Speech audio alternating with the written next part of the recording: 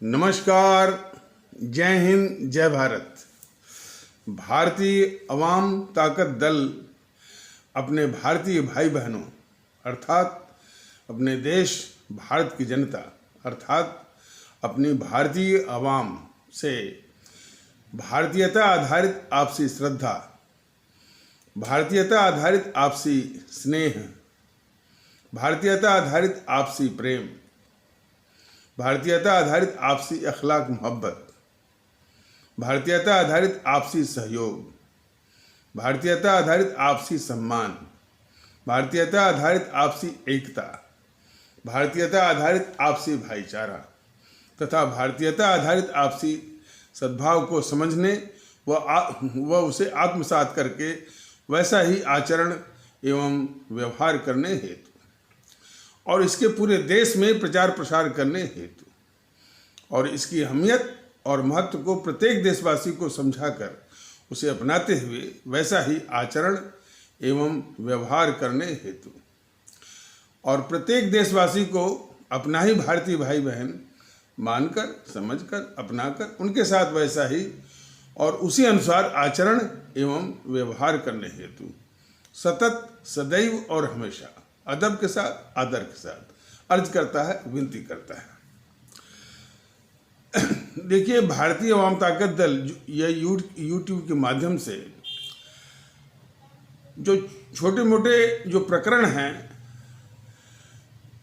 और दृष्टांत हैं उसको ला करके उससे क्या संकेत मिलता है, क्या नमूना, किस नमूने का अंदाज है, यही बताने की कोशिश करता है भारतीय अवाम ताकत दल। और उसकी पृष्ठभूमि में ये अर्ज करना चाहता है कि इस सब का निदान जो है भारतीय माहौल है, भारतीय एकता है, भारतीय सद्भाव है और उसी के आधार पर देशभक्ति, राष्ट्रभक्ति, मुल्क परस्ती और अवाम परस्ती है। और ये जो मुल्क परस्ती, अवाम परस्ती है, ये जज्बा हमारे उन अमर शहीदों ने जिनकी शहादत कुर्बानी की ही बदौलत अंग्रेज यहाँ से भागे, हमको, आप सभी को और इस मुल्क को आज़ादी मिली। तो उन्होंने जिस भारतीय जज्बे का अलख जगाया, उन्हीं की प्रेरणा और आशीर्वाद से आज ये भारतीय अवाम ताकत दल उसी भारतीय माहौल को आगे बढ़ाने की कोशिश में लगा हुआ है। इतनी सी बात है। अब उस कोशिश में क्या क्या बाधाएं हैं और कौन बाधा बन रहा है और इन सबों ने जो हमारे जिस मुल्क को आज़ाद कराया, हमारे शहीदों ने अपना खून दे करके, उस मुल्क के कौन कौन दुश्मन हैं और जो हमारी सीधी सादी जो जनता है, भोली भाली जो जनता है, हमारे जो मजलूम और गरीब भाई हैं, उनको वो सम्मान, वो इज्जत, वो प्रतिष्ठा नहीं मिल पा रही है। इन सारी बातों पर भी भारतीय अवाम ताकत दल बहुत ही गंभीर है और उसके साथ बताना चाहता है कि आज़ादी के दौरान ही जो है ये जो भारत विरोधी ताकतें हैं और उन ताकतों का कुल मिलाकर सूत्रपात जो है वो अंग्रेजों द्वारा ही 1885 में कर दिया गया था। वो बस एक जो है खोल ओढ़े हुई थी, मास्क पहने हुई थी आज़ादी की लड़ाई का, लेकिन अंग्रेजों ने उसको भूमिका दी हुई थी अंग्रेजों की ही दलाली का और अंग्रेजों की ही मुखबिरी का। और इस जो अंग्रेजों के द्वारा उस कांग्रेस की जो स्थापना हुई थी 1885 में, वो अंग्रेजी सरकार की मुखबिरी और दलाली के लिए, तो इस खतरनाक चेहरे को ढकने के लिए इसने एक अपने चाटुकार इतिहासकारों की फौज खड़ी कर दी और जिन्होंने जो दूसरा ही चरित्र जो है वो प्रस्तुत किया। तो खैर, अब उस विषय में आगे न बढ़ते हुए जो मुख्य विषय पर चले आते हैं कि जो हमारी आवाम है, जो हमारे देश के लोग हैं, हमारे आदरणीय भारतीय भाई बहन हैं और जो सामान्य नागरिक हैं इस देश के, उनको वो सम्मान, प्रतिष्ठा, इज्जत और खिदमत जो कि उनको भारतीय नागरिक के रूप में मिलनी चाहिए, वो नहीं मिल पा रही है। और इस देश में अपराधियों का बोलबाला, गुंडे और माफियों का बोलबाला, रसूख वालों का बोलबाला समाज में ही नहीं, सरकारी तंत्र में भी है। और सरकारी तंत्र से मतलब है यहाँ तक कि न्यायपालिका तक पहुंचा हुआ है। और वो देखने को तब और समाज में दूसरा है अनुशासनहीनता और अराजकता। आप सड़कों पर चलिए, जो अनुशासन में जो ट्रैफिक के नियमों को तोड़ने वाले, ट्रैफिक के अनुशासन को तोड़ने वालों की पूरी जमात है। आप सीधे से आप गाड़ी चलाना चाहे आपका 2 पहिया हो चाहे 4 पहिया हो, कितनी दिक्कतों का सामना करना पड़ता है, उसी से आपको अंदाज हो जाएगा कि सिर्फ ट्रैफिक में नहीं, माने जीवन के हर क्षेत्र में अनुशासनहीनता, अराजकता और रसूख के आधार पर जो है नियम तोड़ने का पूरा तांडव है। और जहां पर अपराधियों का, गुंडों का, माफियाओं का, रसूख वालों का बोलबाला हो, वहां पर आम जनता का या आम भारतीय भाई बहनों का, गरीब भारतीय भाई बहनों का महत्व जो है अपने आप बिल्कुल कम हो जाता है। कमोबेश स्थिति यही है। इस स्थिति को बनाने वाले जो है वो जीएनपीसी, गांधी नेहरू परिवार चंद्रा चौकड़ी, जिसने कि 60-70 सालों तक वो सत्ता पर काबिज रही, उसने इस स्थिति को बनाया। और उस स्थिति पर हुबहू ये बैठ करके मोदी जी, जो कि 2014 से बैठे हुए हैं अब तक, और बैठ करके ऊंचे ऊंचे उपदेश दे रहे हैं कि सबका साथ, सबका विकास और सबका विश्वास। भारतीय जनता का दल स्पष्ट करना चाहता है कि सब विकास तो आप कर रहे हैं, इसमें तो कुछ शक नहीं, विकास करने की कोशिश भी कर रहे हैं, लेकिन सबका साथ, सबका विश्वास वो नहीं है। आपको विश्वास है गुंडों का, माफियाओं का, रसूख वालों का, अपराधियों का, तिकड़मियों का, भ्रष्टाचारियों का, इनका साथ भी है और इनका विश्वास भी है। लेकिन जो गरीब हैं, जो आम भारतीय हैं, उनके विश्वास का कोई सवाल ही नहीं उठता।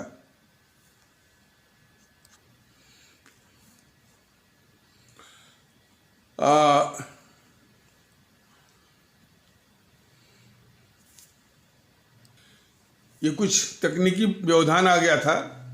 अब हमको पता नहीं कि कहाँ से व्यवधान आया है, तो प्रस्तुत किया जा रहा है। हो सकता है कि उसका आपको रिपीटिशन लगे, तो उस पर ध्यान मत दीजिएगा। तो बात हो रही थी कि हमारे इस्लाम आस्था वाले भारतीय भाई बहनों के साथ ये जो जीएनपीसी है, मतलब कि हमारे भारतीय समाज के किसी भी तबके को इसने छोड़ा नहीं। और देश के साथ गद्दारी तो जो किया उसने किया ही है। तो इस्लाम आस्था वाले भारतीय भाई बहनों की समाज को ये भयभीत करके, डरा करके, धमका करके और एक खौफ पैदा करके, हालांकि इस खौफ को पैदा करने में आरएसएस ने भी साथ दिया। आरएसएस ने ये झूठ और हवा फैलाया कि ये हिंदू राष्ट्र है, जबकि वो हिंदू राष्ट्र नाम की कोई चीज़ ही नहीं है। ये हमारा शुद्धतः भारतीय गणतंत्र है, इंडियन रिपब्लिक है, क्योंकि भारत के संविधान के द्वारा संचालित, निर्देशित और नियंत्रित है। तो वो आरएसएस वाले ने हिंदू राष्ट्र करके ये बात फैलाई और उसी का दोहन करते हुए इस जेएनपीसी ने हमारे इस्लाम आस्था वाले भारतीय भाई बहनों के समाज को पूरा उसको खौफ में रखा, झूठ और अफवाह का शिकार बनाया और उसको वोट बैंक की तरह बहुत बुरी तरह इस्तेमाल किया। और इस तरह की भी बात फैलाई कि यदि ये बीजेपी या जनसंघ आ जाएगी तो आप लोगों को पाकिस्तान भेज देगी और ये हिंदू राष्ट्र बन जाएगा। तो जिसकी बदौलत 60-70 सालों तक वो सत्ता का भोग उसने किया और वोट बैंक की तरह इस्तेमाल किया, उसको बदले में क्या दिया? उसको बदले में उसको सबसे अधिक गरीब रखा, सबसे अधिक अशिक्षित रखा और सबसे अधिक बेरोजगार रखा, और यहाँ तक कि जिनको आप अनुसूचित जाति कहते हैं, शेड्यूल कास्ट कहते हैं, उनसे भी बदतर स्थिति में रखा। और ये मैं नहीं कह रहा हूँ, ये भारतीय अवाम ताकत दल नहीं कर रहा है, इसी जेएनपीसी के द्वारा कॉन्स्टिट्यूटेड बिठाई हुई सच्चर कमेटी की रिपोर्ट कहती है। और उसी का एक नेता कहता है कि ये मुसलमान यदि गटर में रहना चाहें तो गटर में रहें, गटर से निकालने की जिम्मेदारी कांग्रेस की नहीं है। उसी जेएनपीसी का एक नेता जो कि इस्लाम आस्था वाले भारतीय भाई बहनों के समाज का ही है, जेएनपीसी के नेता, वो कहता है कि कांग्रेस के हाथ मुसलमानों के खून से रंगे हैं और वो कद्दावर नेता है। तो ये जिनसे बिल्कुल एक इन ब्लॉक और वोट बैंक की तरह वोट लिया, उसके साथ उसने ये सलूक किया हमारे उस भारतीय भाई बहनों के समाज के साथ। और इस भारतीय समाज के एक बड़े तबके जो हिंदू सनातन आस्था वाला भारतीय भाई बहनों का समाज है, उसको बदनाम किया, उसको अपमानित किया, हिंदू आतंकवाद बोल करके। ये जरूर है कि जब चुनाव आता है तो उसका राहुल जो है मंदिरों में चला जाता है, उसमें घुस जाता है और झाल बजाता है और कोट के ऊपर जनेऊ पहनता है अपने को हिंदू दिखाने के लिए। और हमारे इसी भारतीय समाज के सिख पंथ आस्था वाले भारतीय भाई बहनों के समाज के 6000 हमारे उन भारतीय भाई बहनों का सरेआम कत्ल करवाया। और देश के साथ जो उसने गद्दारी की वो तो अपने स्थान पे उसने क्या की। तो 60-70 सालों तक वोट मिला और अभी भी वोट मिल रहा है। स्थिति ये गंभीर है। भारतीय जनता पार्टी इस चीज को बार बार समझाएगा जब तक ये समस्या जाएगी नहीं। केरल के लोग अपने को भारत का सबसे अधिक शिक्षित मानते हैं। केरल के भारतीय भाई बहन इतना भी विवेक का प्रयोग नहीं कर सके कि ये जो जेएनपीसी है,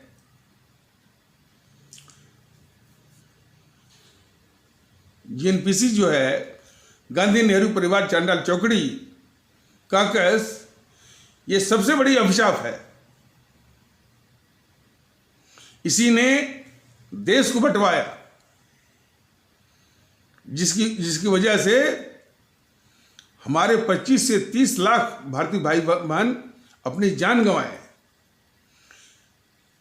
3 करोड़ से अधिक भारतीय भाई बहनों के घर उजड़े। और पाकिस्तान जो बनने की बात है, यदि पाकिस्तान अलग हो जाता और शांति से एक पड़ोसी की तरह और अलग हुए भाई की तरह रहता, तब भी कोई विशेष समस्या नहीं रहती। लेकिन वो पाकिस्तान अंतर्राष्ट्रीय भारत विरोधी साम्राज्यवादी ताकतों के गोद में जाकर बैठा, और वो जो अंतर्राष्ट्रीय भारत विरोधी ताकतें हैं, भारत के खिलाफ इस पाकिस्तान का बखूबी इस्तेमाल किया। अभी हाल तक जो है यही अमेरिका उस पाकिस्तान को पैसा और हथियार वो देता रहा पाकिस्तान को भारत के खिलाफ। ये सबको मालूम। अब इधर कुछ कारणों से उतना रिश्ता रहा नहीं, तो जो दुश्मन चीन की गोद में बैठा है। तो वही चीज है, ये जानते हुए भी, और ये जानते हुए भी नहीं, ये इसी मंसूबे से उस गद्दार नेहरू ने, जवाहरलाल नेहरू ने, जो कि खुद अंतर्राष्ट्रीय साम्राज्यवादी भारत विरोधी ताकतों का एक बहुत खतरनाक एजेंट था, इसी मंसूबे से जो है एक टुकड़ा वो निकलवाया उसने, वो गद्दार नेहरू। और पाकिस्तान निकलने के बाद भी फिर कश्मीर को किस तरह, यानी कश्मीर को पाकिस्तान सौंपने की साजिश किया उसने भारत के खिलाफ। लेकिन इस नेहरू को भी एनपीसी को वोट मिलता रहा। ये तकलीफ की बात है। जब इतिहास में ये देखा जाता है कि भाई जिसमें प्लासी का युद्ध हुआ था, अब उस प्लासी के युद्ध से ही जो है ईस्ट इंडिया कंपनी की बुनियाद पड़ी, तो उसी घटना में, उसी ऐतिहासिक घटना में मीर जाफर सेनापति जो है अपने नवाब सिराजुद्दौला से गद्दारी करता है, और इस मुल्क के साथ गद्दारी करता है। अपने नवाब के साथ तो गद्दारी किया ही, इस मुल्क के साथ भी गद्दारी किया उसने, मीर जाफर ने, कि क्लाइव का साथ दिया, जो कि क्लाइव माने ईस्ट इंडिया कंपनी माने इस देश का दुश्मन, उसका साथ दिया इसने। और जिसमें वो मीर जाफर नवाब सिराजुद्दौला की 18,000 सेना को क्लाइव यानी ईस्ट इंडिया कंपनी की महज 300 सैनिकों के आगे आत्मसमर्पण सरेंडर करवाया, तो 1 लाख लोग तमाशा देख रहे थे। उनमें भाव नहीं आ रहे थे भाई ये ईस्ट इंडिया कंपनी ये हमारे देश की, हमारे भारत की दुश्मन है। उनमें बस यही भावना काम कर रही थी कि ये जो नवाब सिराजुद्दौला जो रियासत यदि ध्वस्त हो रही है, गिर रही है, तो गिरने दिया जाए, क्योंकि मुसलमान है ना। यही भावना आज भी है कि देश के दुश्मनों की पहचान तो है, मानने को तैयार नहीं। देखिए ना,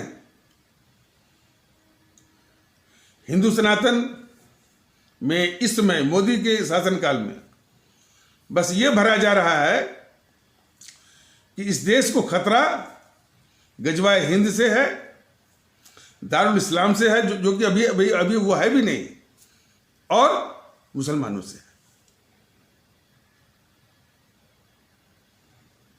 और हमारे इस्लाम आस्था वाले भारतीय भाई बहनों में यह बताया जाता है कि इस देश को खतरा आरएसएस और बीजेपी से है, और जो असली दुश्मन है इस देश का, दोनों समाजों का भी है, और हमारे सिख जो सिख पंथ वाले उनके लिए भी है, पूरे देश के लिए भी। उसकी बात नहीं हो रही है, उसके प्रति संवेदना नहीं हो रही है। यही जो है पूरे देश की और हमारे भारतीय समाज के दुखड़े की असल जड़ है ये। ये चीज़ बराबर भारतीय जनता दल बताता रहेगा।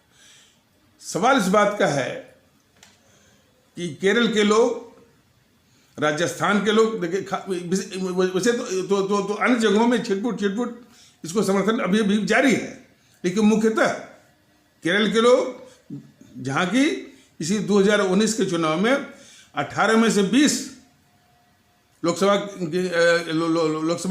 जो है वो जितवा कर किसी जेएनपीसी, गद्दार जेएनपीसी को के सदस्यों को भेजे हैं।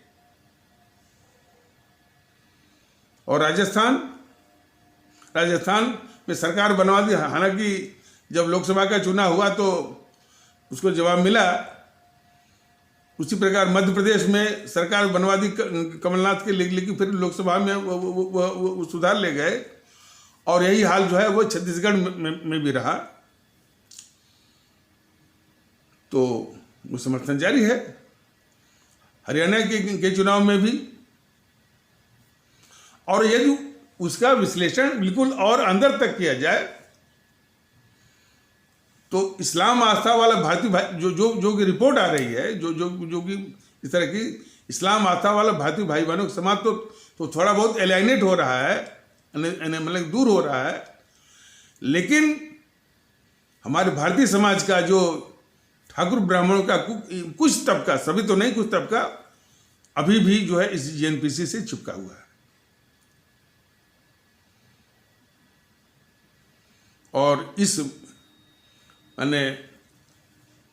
इलेक्टोरल जो परिदृश्य है उसमें अभी भी इस मरती हुई जेएनपीसी सिर्फ चुनावी रूप में मैंने जो कमजोर हुई है या बिल्कुल वो मृत्यु सैया पर है, उसको ऑक्सीजन ही मिल रही है, खास करके हमारे भारतीय समाज के ठाकुर और ब्राह्मण के कुछ तबके से।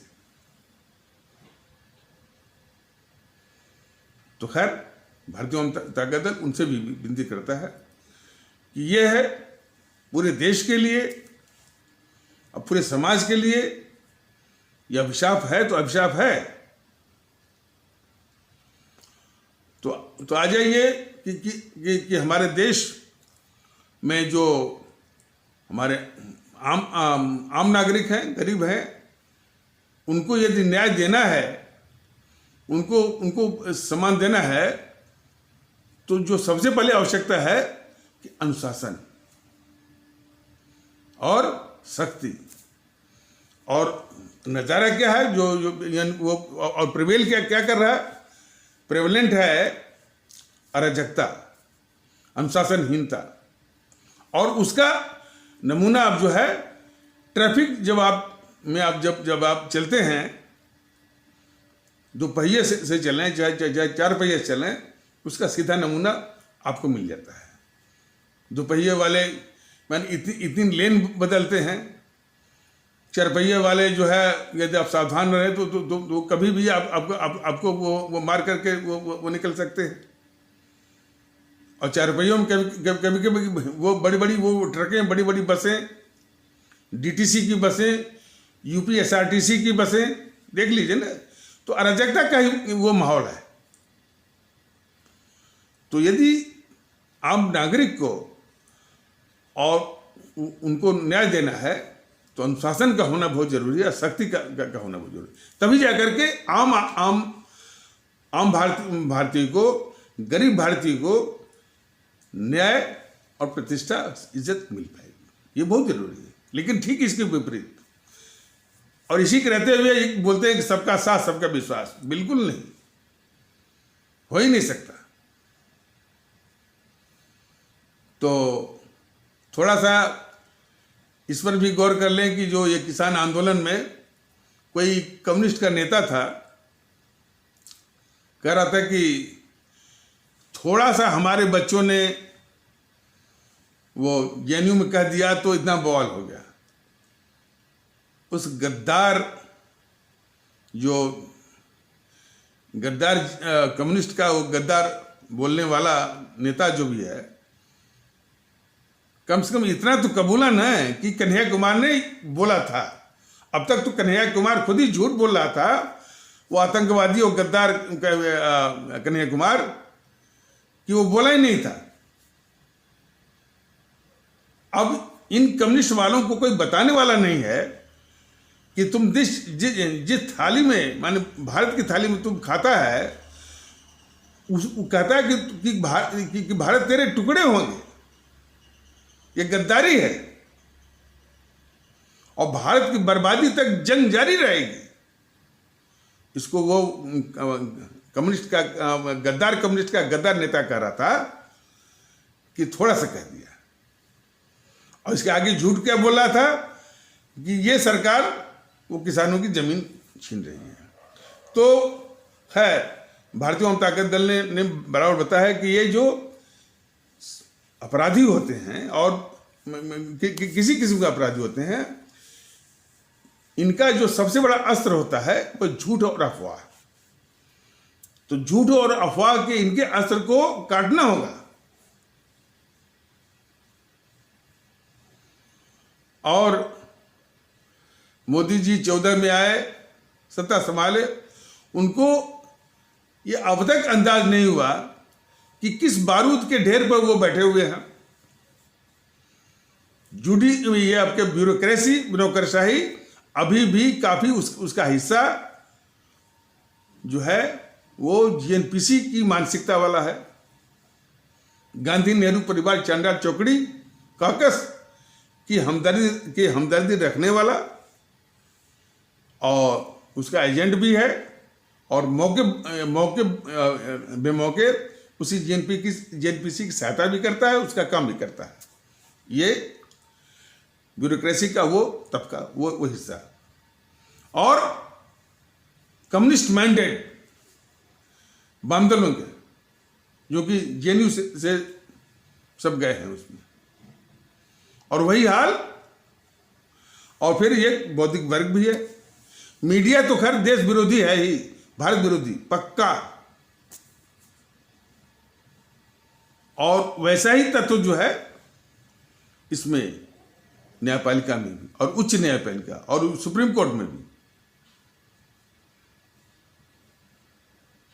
हरीश साल्वे एक बार बोला था, हरीश साल्वे जो जो जो वकील थे, वो बोले थे कि कांग्रेस चुनाव हार करके भी सुप्रीम कोर्ट के जरिए इस मोदी सरकार को परेशान करती रहेगी। देखिए, जब सुप्रीम कोर्ट की बात को उद्धृत करता है भारतीय जनता दल या न्यायपालिका की उद्धृत करता है, तो सबको ध्यान में रखना चाहिए, और इसी बात पर बल देता है कि संस्था के रूप में एज ए इंस्टीट्यूशन जो कि परिकल्पना किए थे हमारे जो राष्ट्रभक्त और विद्वान डॉक्टर राजेंद्र प्रसाद और भीमराव अम्बेडकर जैसे विद्वान और राष्ट्रभक्तों ने, तो संस्था के रूप में बहुत ही बेहतर है, बहुत ही बेहतरीन चीज है, और विश्व के संस्थानों की तुलना में बहुत बेहतरीन है। लेकिन जो तत्व उसमें ठूसे गए हैं, बिठाए गए हैं जीएनपीसी के, प्रॉब्लम उससे है। इसी रूप में देखा जाना चाहिए भारतीय जनता दल के इस आकलन को, या आलोचना ही कर लीजिए, या जो भी आकलन को।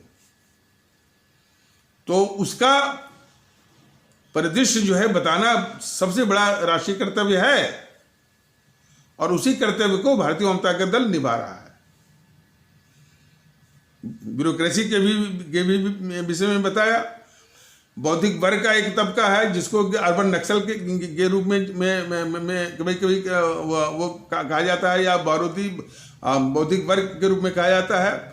और वैसा ही जो है इसी तरह की मानसिकता वाला ये जीएनपीसी ने अपना एजेंट इस न्यायपालिका और उच्च न्यायपालिका सुप्रीम कोर्ट में बिठाया हुआ है।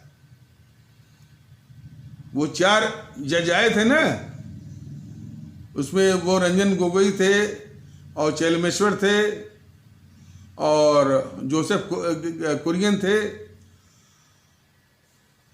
और एक और थे, कोई नाम भूल रहा है उनका, 4 लोग थे। वो सिर्फ इसलिए कि जो केसेस अलॉट करते थे उसमें चीफ जस्टिस ऑफ इंडिया दीपक मिश्रा, तो वो उनको जस्टिस लोया वाला केस नहीं दे रहे थे जस्टिस लोया का केस लेकर के मोदी सरकार के खिलाफ एक वो केस चलाते, जो कि वो एनपीसी का वो था, एनपीसी का और कम्युनिस्टों का। बस इसीलिए इसी को कह रहे थे कि हम लोकतंत्र को बचाने आए हैं। तो इसको इस रूप में अच्छा। और एक कोई वो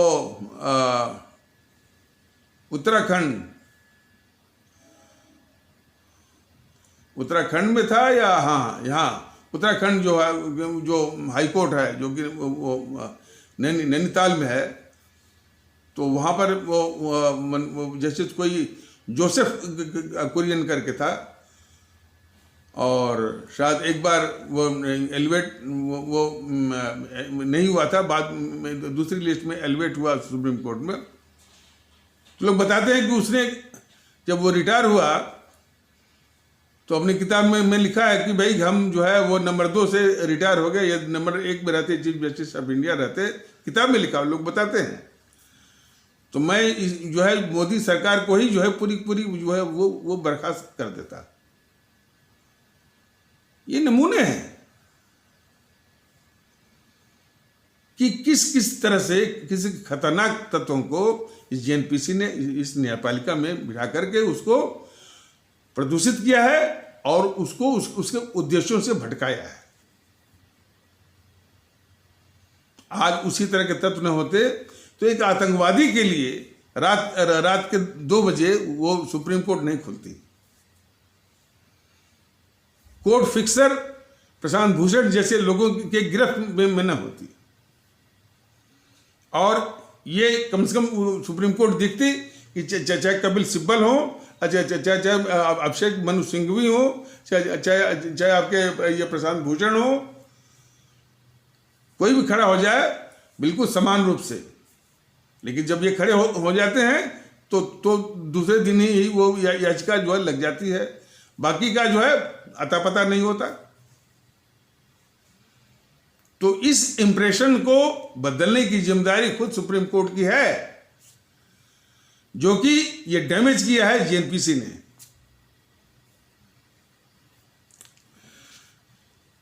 ये भारतीय जनता दल ये बता रहा है कि भाई इन परिस्थितियों के रहते हुए जो आम आदमी है उसको इज्जत जो है वो कहां से मिल पाएगी नागरिक के रूप में। तो ये हालत है। और यहां तक कि जो माने सिक्योरिटी गार्ड मंत्रालयों की वो उनके दिमाग में है कि इस देश का असली राजा तो यही राहुल और प्रियंका है। मोदी तो जो है 4 दिन की चांदनी है। और इसी तरह से हमको याद है कि मोदी के 2014 में आने के बाद भी कई वर्षों तक जो है ये मीडिया के लोग उनको पीएम मानते ही नहीं थे।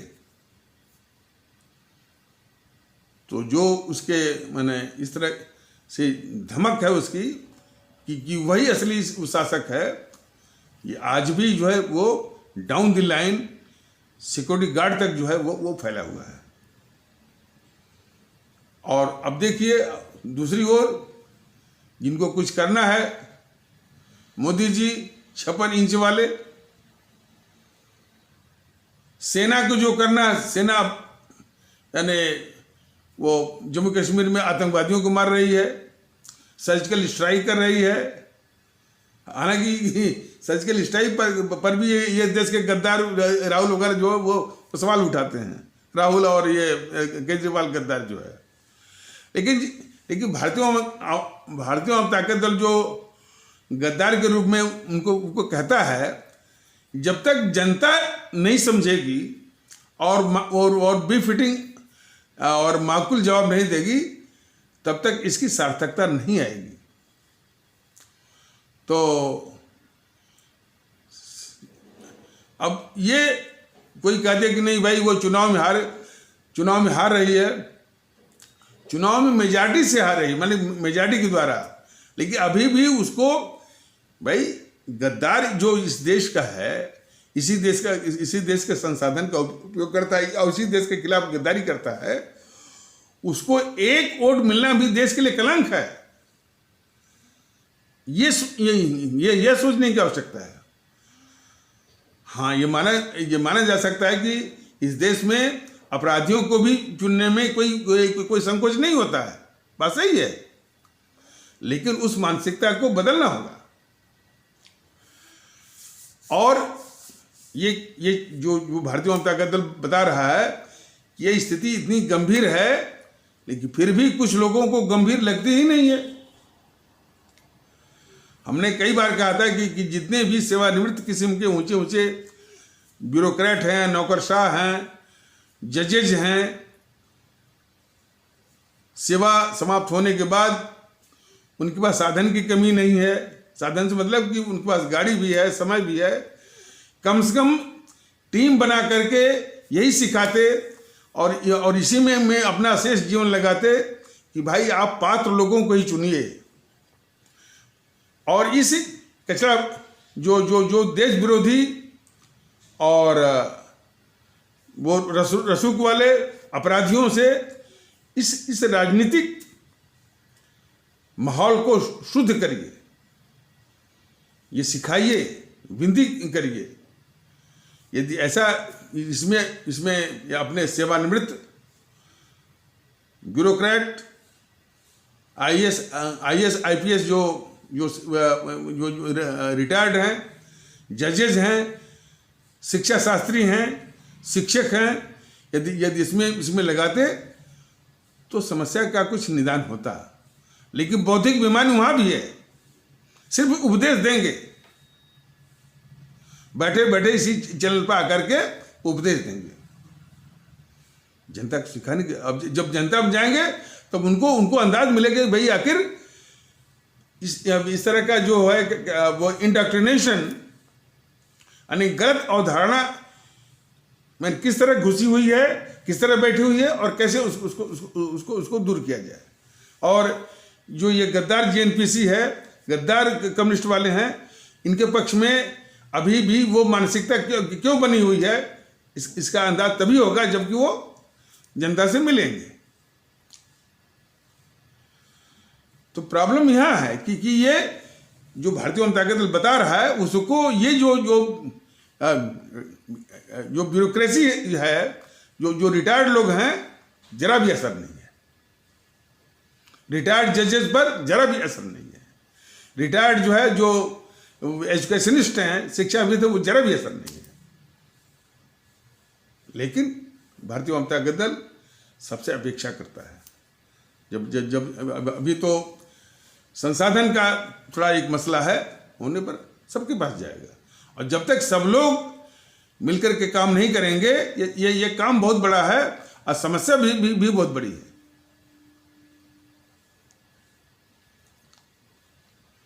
और जरा हमारे देश के लोग, हमारे आदरणीय भारतीय भाई बहन, जरा कल्पना करें कि जिस देश में अपराधियों का बोलबाला हो, गुंडे और माफियाओं का बोलबाला हो, रसूख वालों का बोलबाला हो, और बात यहां तक पहुंच जाए कि जो देश के गद्दार लोग हैं वो हमारे देश के संसाधन पर काबिज हों,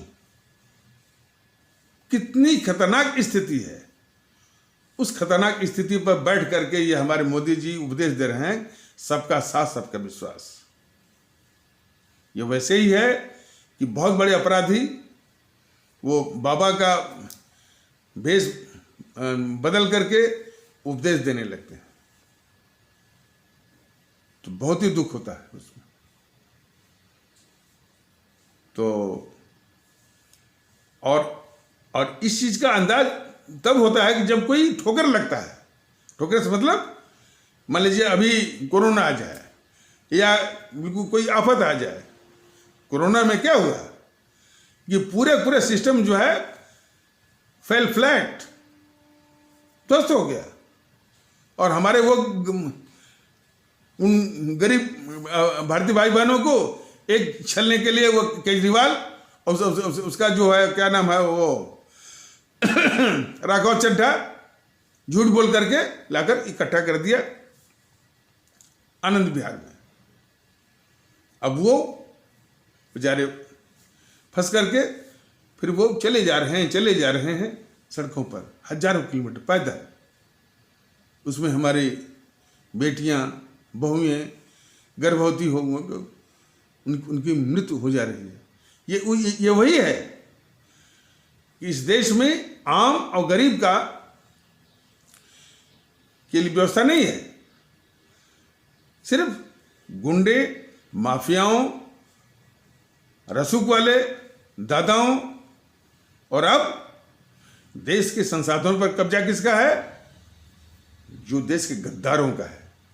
ये जो राहुल और प्रियंका के और इन सबों ने किसानों की वो जमीन भी हड़पी है, तमाम इसके उद्योग चल रहे हैं, कमर्शियल जो है वो एक्टिविटी भी चल रही है, तमाम उसके वो प्रॉफिट्स भी आ रहे हैं, तमाम पैसों का अंबार देश के गद्दारों के लिए। इस विस्फोटक, इस बारूदी स्थिति पर बैठ करके मोदी कह रहा है कि सबका साथ सबका विश्वास हो नहीं सकता,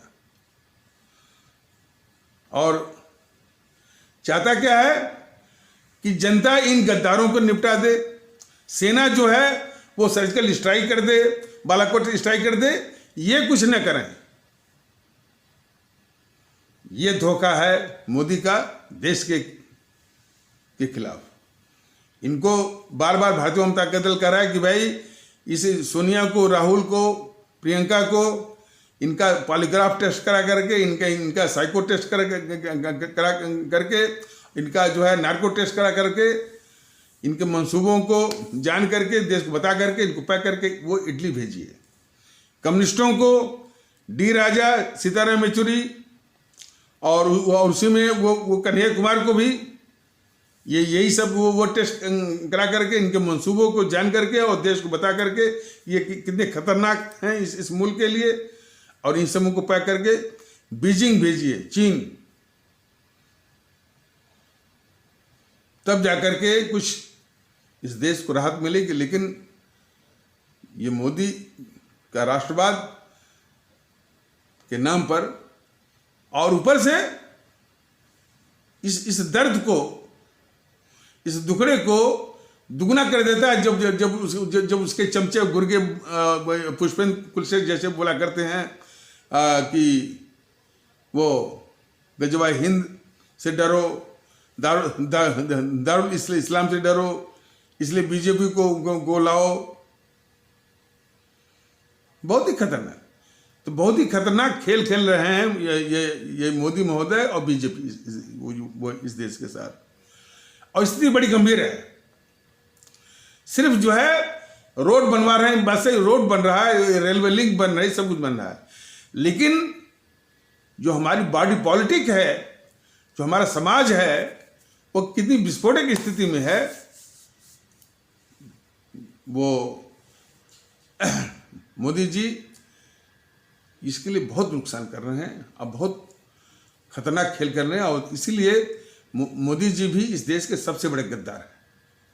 तो इन्हीं शब्दों के साथ और इस अवसर परिचर्चा को यहीं पर विराम दिया जाता है। तब तक के लिए नमस्कार, जय हिंद, जय भारत।